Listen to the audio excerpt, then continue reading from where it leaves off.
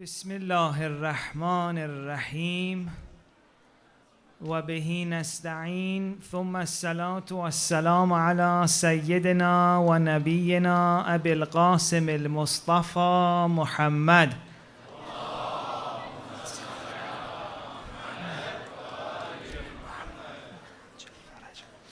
وعلى آله الطيبين الطاهرين. Dear sisters and brothers, Salam alaikum. I pray that you're well, inshallah. And if you don't feel well, inshallah, you'll get so much that you would feel over the moon by the end of tonight, inshallah. It's a special night, no? 23rd Shahr Ramadhan. Alhamdulillah that we got to experience it one more year. And if we, inshallah, there's no if, we're going to get so much, inshallah. Our God is gracious. Let's recite another salawat and then, inshallah, we'll start.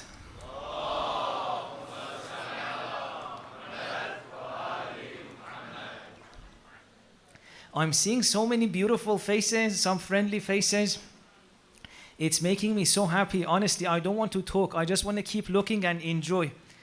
It's so nice to be around such lovely, beautiful souls. Thank you so much for your presence. Tonight's lecture may be 45 minutes, but it's the result of months, if not years, of research. There may be parts of it that I wouldn't have time to open up, but I may try to just give sometimes headlines or clues for those who are interested to pursue further, or if they want later on, they can reach out and we can discuss it more. It's maybe one of those lectures you may want to go back and listen 3-4 times. It is not also the result of one person's work. Many people have worked for the content that, inshallah, I'll be delivering tonight. So if you can pay your perfect attention now, I would be very grateful. And also if we could create an environment of attention in the room as well, that would be also very much appreciated. If you agree, please recite salawat.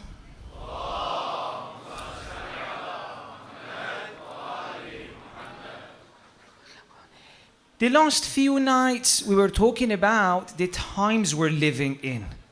It's different times. So many changes are happening. And the last few nights, I was trying to build you, prepare you for tonight. Over the past 5 nights, we were talking about individual challenges that we're all going through and how increasingly as we are going towards the future, and by that every second is a step towards the future, with how fast change is. I was trying to tell you that insan, you can no longer play it safe. You need to grow, you need to find yourself in your full glory if you want to not just survive, but thrive in the time that we're about to step into. And we've actually have one foot in the time. But in the last few nights, I was talking about an individual perspective, a perspective of one family. Why was that so important? Because before talking about what I'm going to tell you tonight, I wanted to give you a little bit of confidence. Because tonight's topic is going to get a little bit, we're going to maybe go into places that our soul may find it a little bit difficult to hear about. The last few nights, I wanted to tell you, don't worry, we have a God. We'll be fine. But that doesn't mean the times we're going into are not serious times. It's very serious. And so far, what I told you was 2 things. Insan, don't worry, you'll be fine. But second thing was, insan, if you want to be fine, you have to let go of all those ideas that carried on still here. That let me play it safe, let me protect myself. Nah, alone the only protection is full growth. You must have heard it sometimes in football analogy. They say the best defense is attack. These are the times we're living in right now. The best defense for yourself is to attack and to grow fully. Why do we need it, all of that? Well, tonight, inshallah, you'll see. The insan that can handle the times we're about to face in is a person, an insan, who's acting at its full potential. Why is that the case? Because so far, insan could rely on others. If you think about it, in our history of humanity, the last few hundred years, we've always had support from institutions, organizations that we could rely on, and they would do our work. We didn't need to grow up much. If you think about it, we've always had systems around us that would do so much of our work for us. What's the most important work these systems, organizations, institutions, customs would do for us? Helping decision-making become easier for us. You wanted to know what to do, you would ask the politicians would tell you this is what you do, and you would trust them. I don't need to figure it out myself. You had a health question, you would ask people in the health sector, they would tell you. You wanted, I don't know, a question about this, a question about that. There were always people around us that would tell us, and we would just follow whatever they say, and life went on, and we felt safe. It almost felt like we still have our parents with us. You know how, as a child, daddy says what we do, and we say, okay, or mommy says, and how safe it feels. For a lot of us, so far, we've lived like that. We have lived as children of the systems, institutions, organizations that we have built around us, and that was actually very helpful. It makes life so much easier. But one of the things that we're facing right now is that so many of these things that we relied on are either collapsing right in front of us or have become pathologized to the extent that if you want to just follow what they tell you, you're not only going to harm yourself, your family, but you may end up with good intentions, hurt other people as well. And I'll give you an example. By the way, I have gathered, I'm telling you, this is a result of months or if not years of research of a team. I have examples for you from almost everything you can imagine, every area of your life. And I'll share a few of these with you to say that insan, we need to grow. Playing it safe will no longer work. You can't even rely on places that traditionally we could rely on, and they would give us things that my family would feel safe. Many people in the last few years have got a sense of this, although many people may still have not woken up.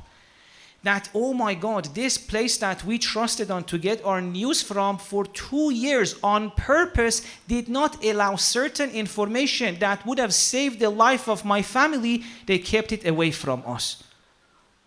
If you're following the news, so much is coming out. I don't want to go into any example because examples create debates, discussions. That's not what I'm after. The issue is way bigger than any one instance of it.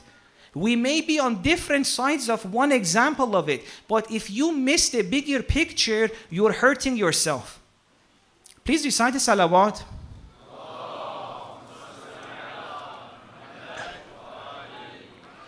Let me give you a few examples so that it becomes a little bit more tangible. We don't want to talk like in the abstract world. University is one of the cases of that, right? Universities were always a place that families who wanted their children to have a safe future would say, son, study hard, go to university, you'll get a degree, you'll have a job, right? And that worked for many years, but even that is no longer working. Why? Because the idea of a lot of universities have changed. They've even changed their business model. Right now, many universities are money-making machines. The model of the university, the main job of the head of a lot of universities is how can I make more money? So even if they can bring you in for a degree that they know will not give you any career but makes them more money because for 4 years you're paying them, they're more than happy to do that. And by the way, I'm not against universities. I've got my PhD. Even after that, I went back and got 2 more degrees. I'm not saying universities are bad, but I'm saying you need to know what you're getting out of it.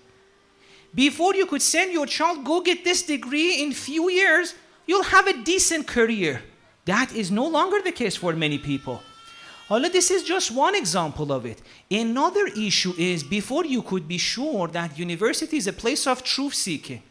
But any of you who've been in science departments know that by the second your PhD, all the student is thinking about is what kind of research can I write that I can get more funding.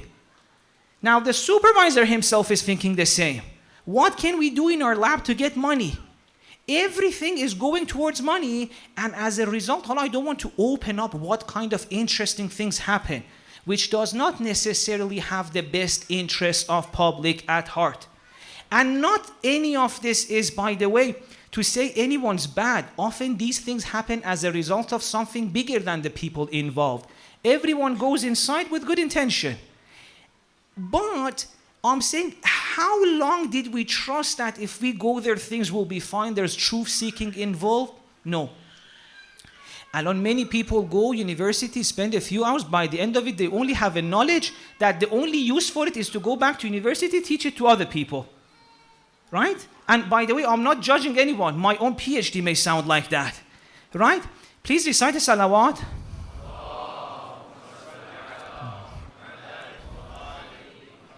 This is just one example though, how things that previously you could say, if I go here, I'll get my knowledge, I'll get my safe career. It's no longer going to work. Another thing I witnessed myself in our field, if you want to promote your work, you need to present yourself bigger than you are.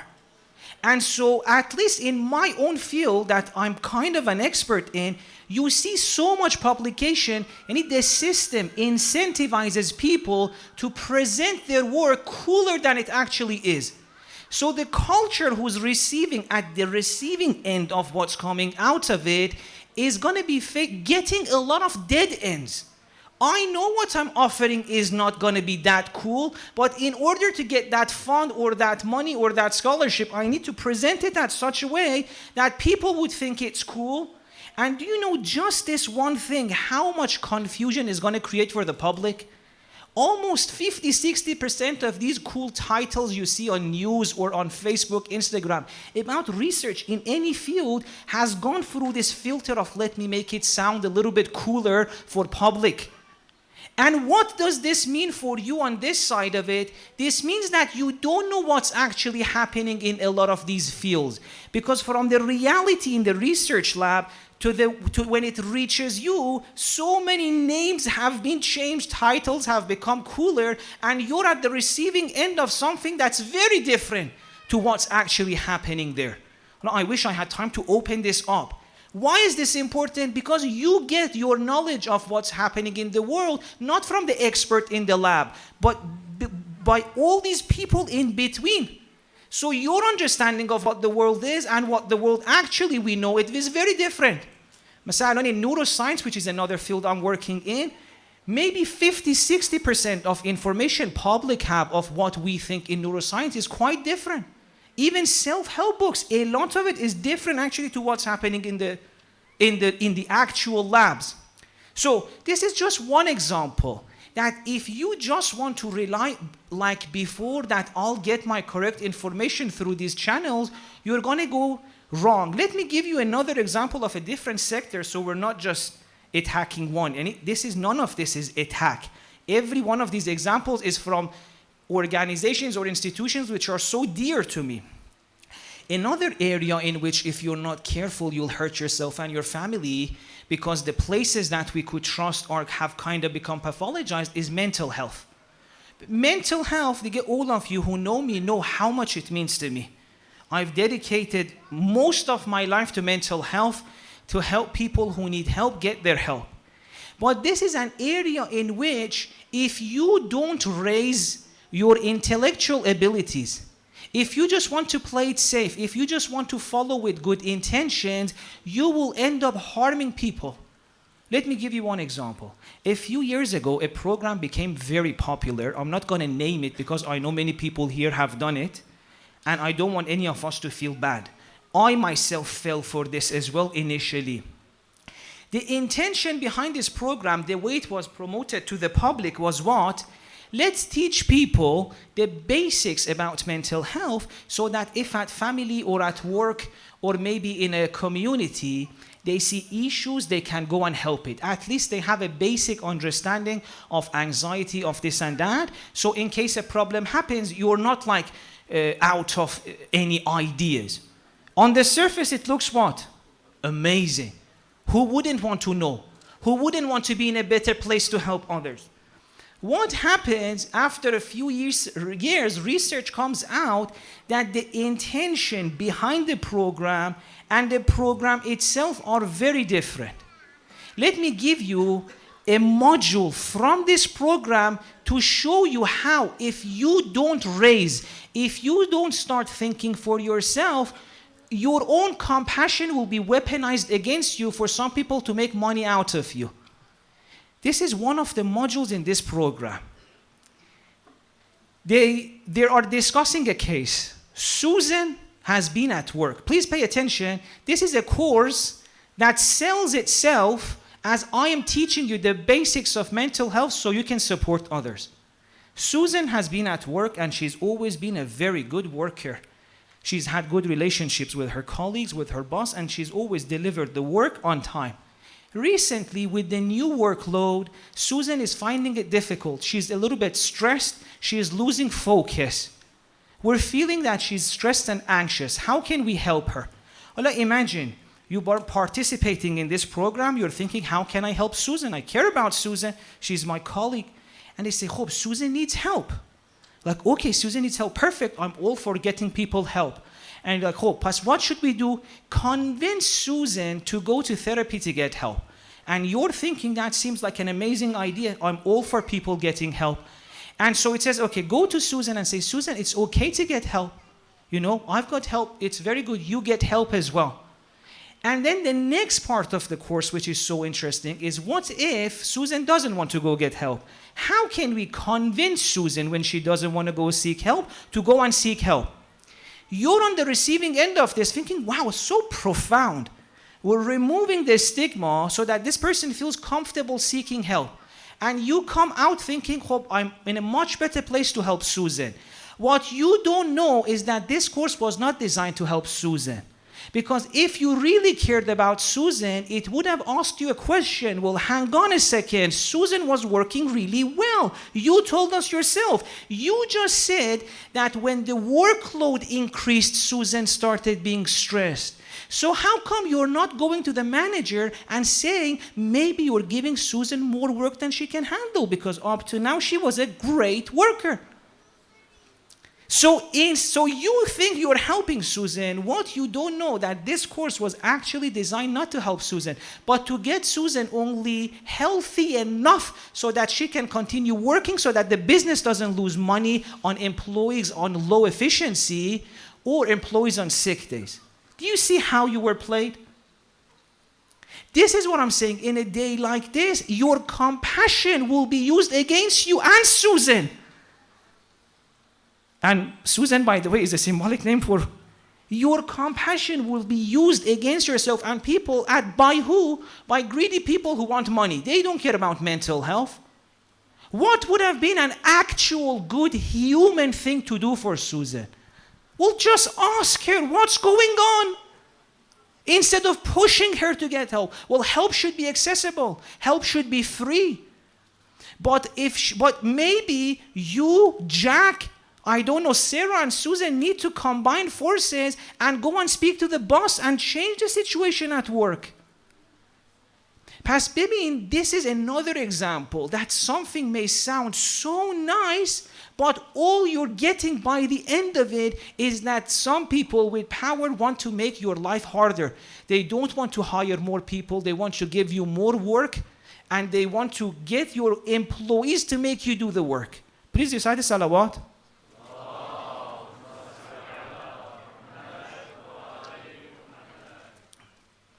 And I have so many examples, by the way, in every sector you can imagine, that how much, if we don't raise our level of understanding of what's happening in the world, people who are in much better places us with better access to information, they're playing us like sheep. And all the time you're thinking, I'm working for a beautiful cause, not knowing you're making your life and the life of people around you worse.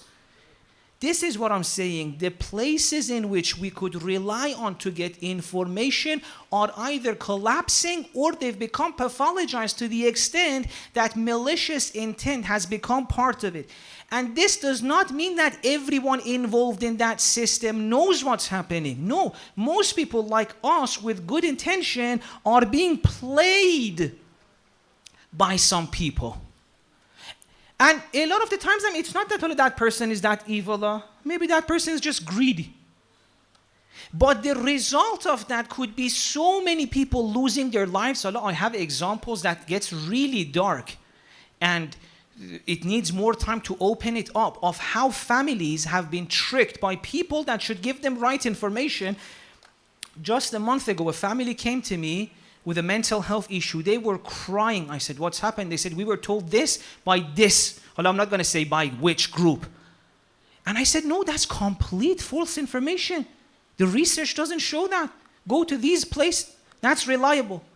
Maybe they were told something, I can't open it up, that if they acted according to that, the future of their child would have been ruined. Why? Because someone wanted to sell a product to them, a health product. It's that kind of a world. Yani there are people that they're happy to sell you stuff and they don't care what happens to you. Hold that's health, that's media, and other places are not that much better either. One of the places in which was meant to rise us, help insan, Bibin Ahl Bayt, one of the things, if you look at every book of hadith of Shia sources, what's the first chapter? Intellect. They wanted to raise a kind of insan that at a time like this can figure out what should I do. Because at a time like this, the systems that would help us make sense of the world are letting us down. You need to slowly find ways of making sense of the world. But you needed practice for this, unfortunately religion didn't give you. Another one of these places that is letting us down is the institution we have of religion. Not religion of Ahl Bayt. Religion of Ahl Bayt still stands the most beautiful thing in the world. But the one that was given to us, you yourself are telling me it's letting you down. Maybe if each system was meant to give you information that would help you make decisions for yourself and for your family and for your children, well, religion was meant to be the one that gives you advice that if you follow, at least your spiritual life and religious life would be kind of sorted. But many of you are saying, Sheikh, we're following everything they're telling us. This is what happened to my daughter. That's what happened to my dad. This is what happened to my son. This is what's happening to me. I lost my faith. That person, that happened to it. What does that mean? The quality of advice is awful. Now, this is very difficult to accept. Why? Please recite the salawat.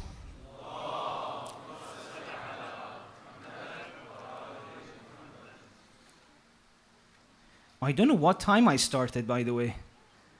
If someone could tell me what time I started, that would be very good. I think 30 it was, huh? What?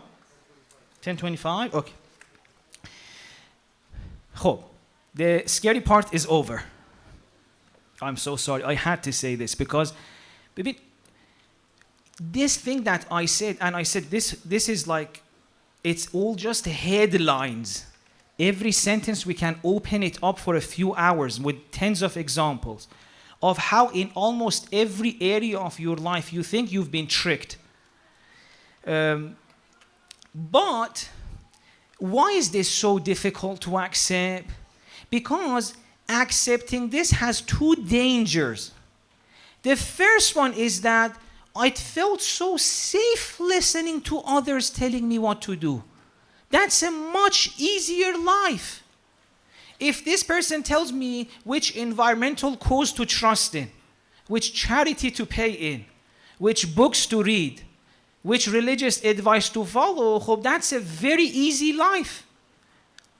But if I want to figure things out on myself, that's very scary. How do I know? Where do I start? And the second danger with this is that in every period in history, when any civilization was facing a time like this, that its institutions are collapsing, a group of people come, although we call them false prophets, who say, trust me, I have all the answers. These are another danger of a time like this. Masalan, the person says, see, universities are not working, come, I'll give you what to do. And then you see the person hasn't sorted his own life out. He's recording from the bedroom of his parents. Or another person says, oh, no, don't trust the doctors, come get advice from me. Say, you're single-handedly want to change the advice of all the doctors. That's another reason why it keeps people still trusting sources that they themselves know is not working. Because they know once you come out, it's not like a ready alternative is there. A lot of people in this time of fear and confusion, they're like, let me give people a fake prescription and make money out of it. At least in spirituality, this is the case. Almost 90% of people talking about spirituality, if you spend 1 week with them, you realize this person has not got the alphabets of life sorted out. With religion is the same. It's not like if you know, this main old system is not working, then suddenly you find someone who's got it all covered. Asan, this is not a one person's job. Anyone who think on their own they can give alternative to an institution that for hundreds of years has worked, that itself shows nothing good can come out of them. But what is it that so many people are trying to say, no, come to me. Mesela, you must have seen at least 1 million models of this on YouTube. A person says, don't trust economists, get your economy advice from me. Don't trust nutrition experts, get your advice from me. Don't trust sheikhs, get your advice from me. Don't trust this, get your advice from me. Why is this so many of these fake alternatives? Because everyone is feeling that what we have is not working. Well, the problem is you're falling from one challenge into another challenge. A person who thinks they can give you all the best, well, all they do is will just waste your years a few more. Please recite the salawat.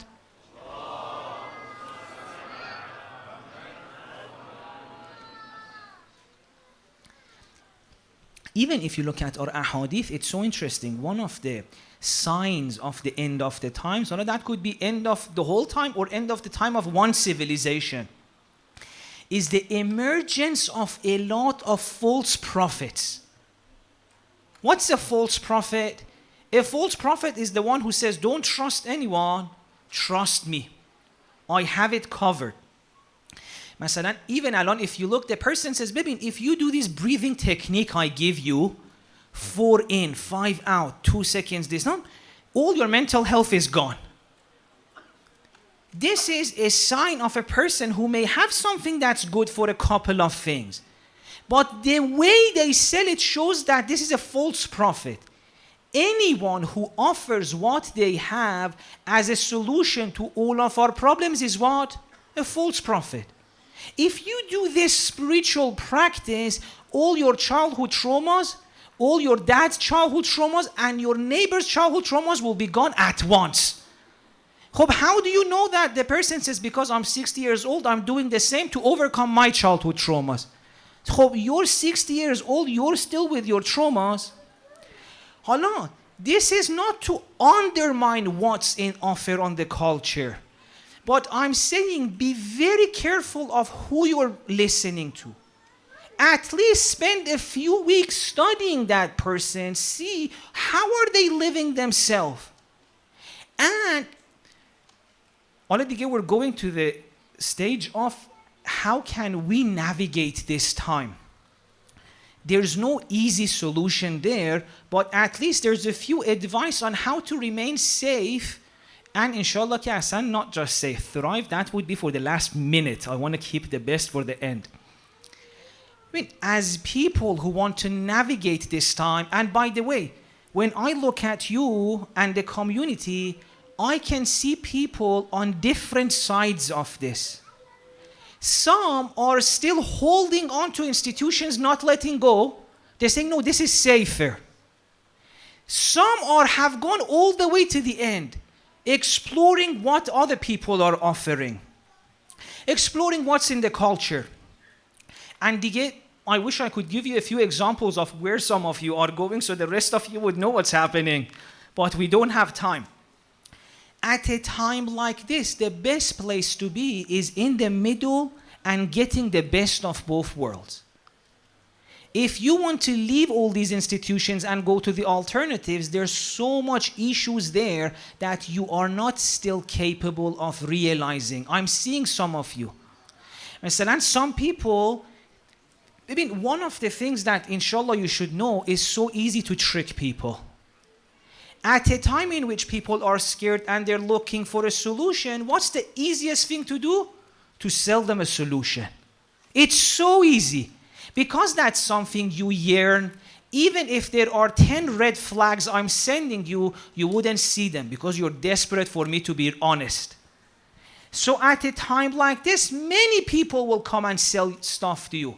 Allah, I wish you knew what's on the offer in the culture, and increasingly you're going to hear more about it. From people where creating biotechnologies have come, will change this about your genes, this will happen to you, we'll put this chip inside you, we'll show you this, we'll do that. So much is on the offer. One thing you need to know is this. First of all, single-handedly, you don't know what's good for you.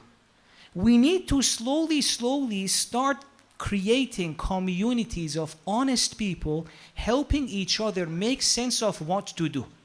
So, suggestion number 1, please understand that in times like this, you need to use that thing which God gave us, and that is aql. We haven't used it for such a long time because we never needed it. We just listened to people. Now you need to think like your life and the life of your family depends on it. And on your own, you're going to have so many blind spots. So come together with other honest, truth-seeking people. That's number 1.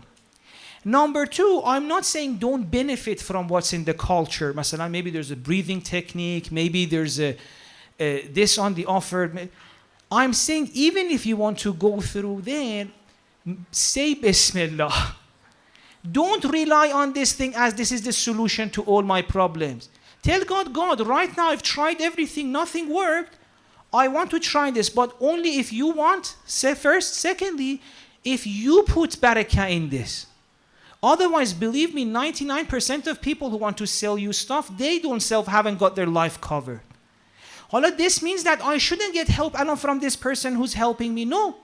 Go to them, but say, God, I'm only going to them because this is the only thing in front of me. If there's any khair, you put in it. And if it's bad, show me so I stop. And of course, before that, you should talk to people around you who can help you. And now we're reaching the last thing I wanted to say, which, let me just summarize what I said so that we get ready for that. What I was saying is this, that many places that you could rely on to make sense of the time don't have your best interest at heart. Allah, part of it is intentional, part of it is not intentional. I gave you example, for example, from universities, media, mental health. And one of the things that a lot of my teachers in the mental health world are upset with, a lot of the best, for example, psychotherapists in the UK are upset that so much money has come into the play that the people in the field who actually have a lot of knowledge, they don't have access to people. There's this group of popular, masalan, people in the middle who for whatever reason, they had lobbying or money or whatever, they give so much information to people.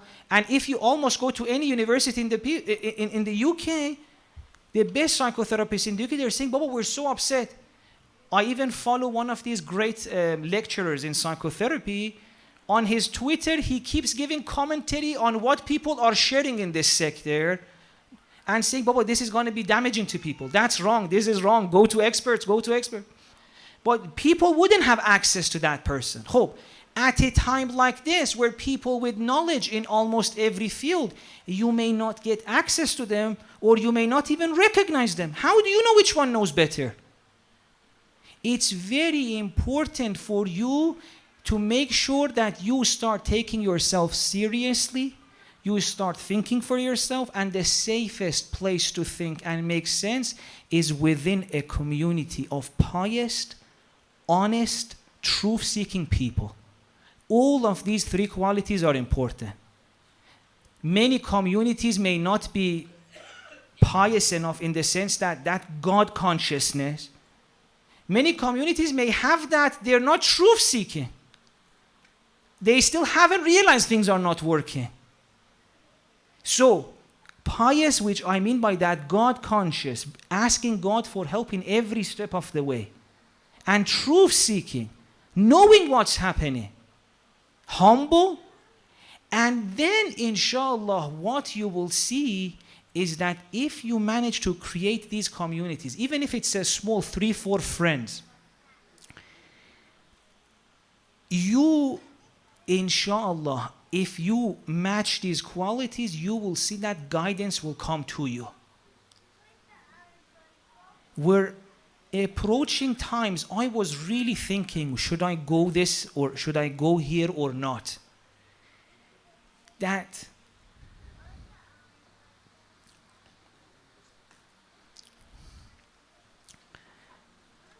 we are increasingly going to become desperate for help from an infallible source.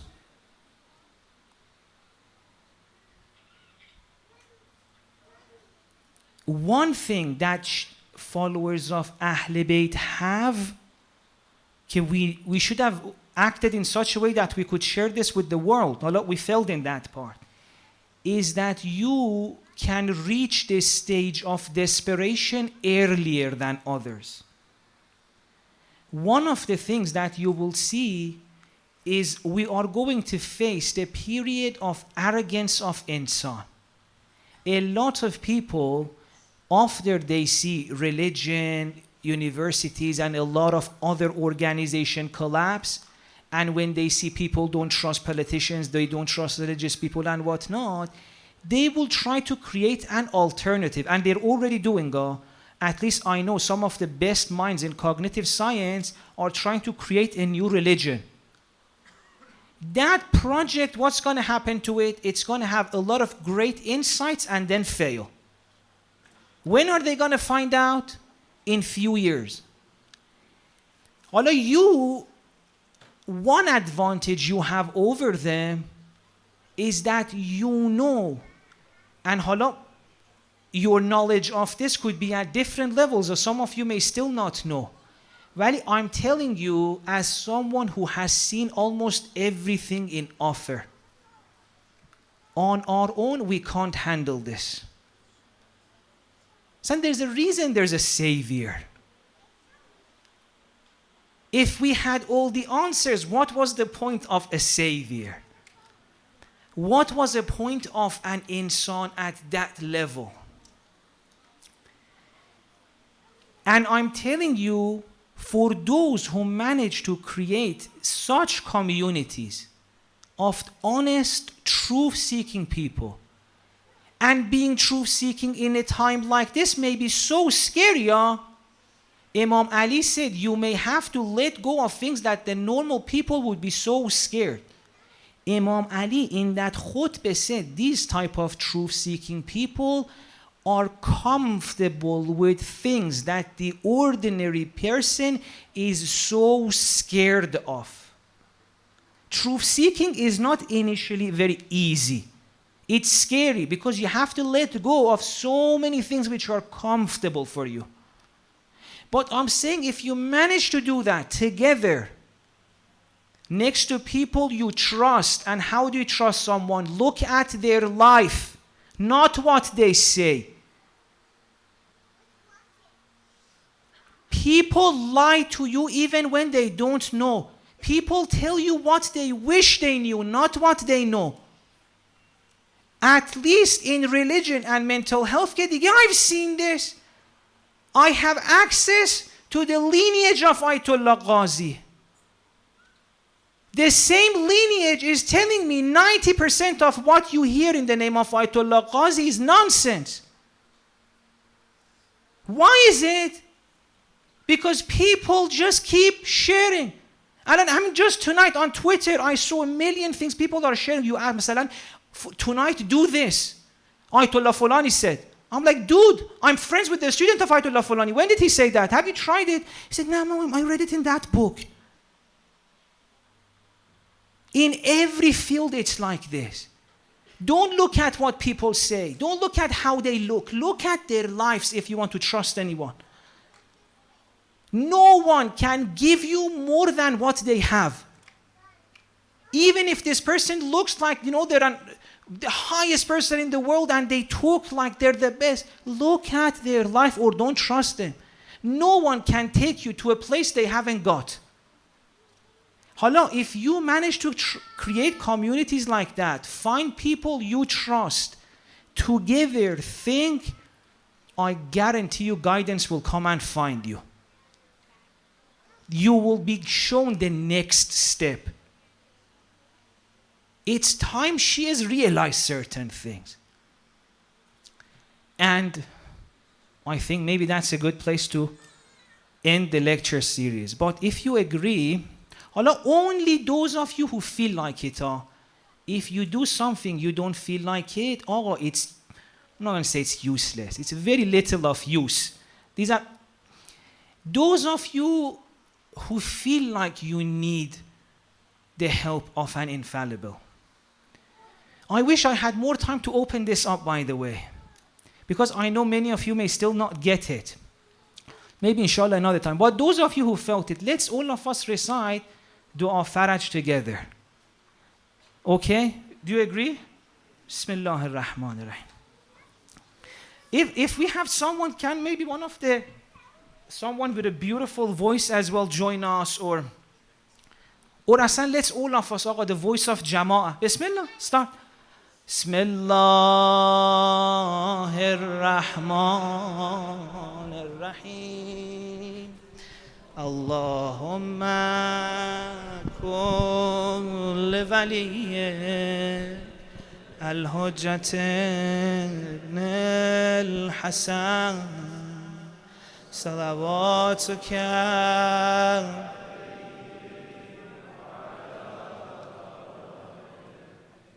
في هذه الساعة وفي كل ساعة وليا وحافظا وقائدا وناصرا ودليلا وعينا حتى تسكنه أرضك طوعا وتمتعه فيها طويلا برحمتك يا أرحم الراحمين.